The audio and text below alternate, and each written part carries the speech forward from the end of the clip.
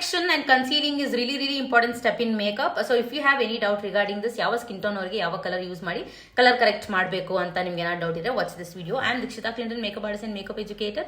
So first of all colour correcting ಯಾಕೆ ಮಾಡ್ತಾರೆ ಅಂದ್ರೆ, ಸೊ ಎಲ್ಲೆಲ್ಲಿ ಡಾರ್ಕ್ ಸ್ಪಾಟ್ಸ್ ಇದೆ, ಡಾರ್ಕ್ನೆಸ್ ಇದೆ, ಹೈಪರ್ ಪಿಗ್ಮೆಂಟೇಷನ್ ಇದೆ, ಅದನ್ನೆಲ್ಲ ಈವನ್ ಆಗಿ ಬ್ಯಾಲೆನ್ಸ್ ಮಾಡಿ ಕವರ್ ಮಾಡಿ ಅದಾದ್ಮೇಲೆ ಮೇಕಪ್ ಮಾಡಿದ್ರೆ ನಿಮಗೆ ಮೇಕಪ್ ಕಪ್ಪಾಗೋದು ಮತ್ತೆ ಆಶಿ ಆಗೋದು, ಬೂದ್ ಆಗೋದು ಇದೆಲ್ಲ ಅವಾಯ್ಡ್ ಆಗುತ್ತೆ. ಫಸ್ಟ್ ಆಫ್ ಆಲ್ ಯಾವ ಸ್ಕಿನ್ ಟೋನ್ ಅವರಿಗೆ ಯಾವ ಕಲರ್ ಯೂಸ್ ಮಾಡಬೇಕು. ಸೊ ನಿಮ್ಮ ಸ್ಕಿನ್ ಟೋನ್ ಇಲ್ಲ ಕ್ಲೈಂಟ್ ಸ್ಕಿನ್ ಟೋನ್ ಮೀಡಿಯಂ ಇಂದ ಡಾರ್ಕ್ ಇತ್ತು ಅಂದ್ರೆ ಆರೆಂಜ್ ಕಲರ್ ಕರೆಕ್ಟರ್ ಯೂಸ್ ಮಾಡಬೇಕಾಗುತ್ತೆ. ಸೊ ಫೇರ್ ಇಂದ ಮೀಡಿಯಂ ಇತ್ತು ಅಂದ್ರೆ peach colour something like this use ಮಾಡಬೇಕಾಗುತ್ತೆ. ಸ್ಕಿನ್ ಅಲ್ಲಿ ಜಾಸ್ತಿ ರೆಡ್ನೆಸ್ ಇದೆ, ರೆಡ್ ಪಿಂಪಲ್ಸ್ ಇದೆ ಅಂದ್ರೆ you have to go for green colour corrector.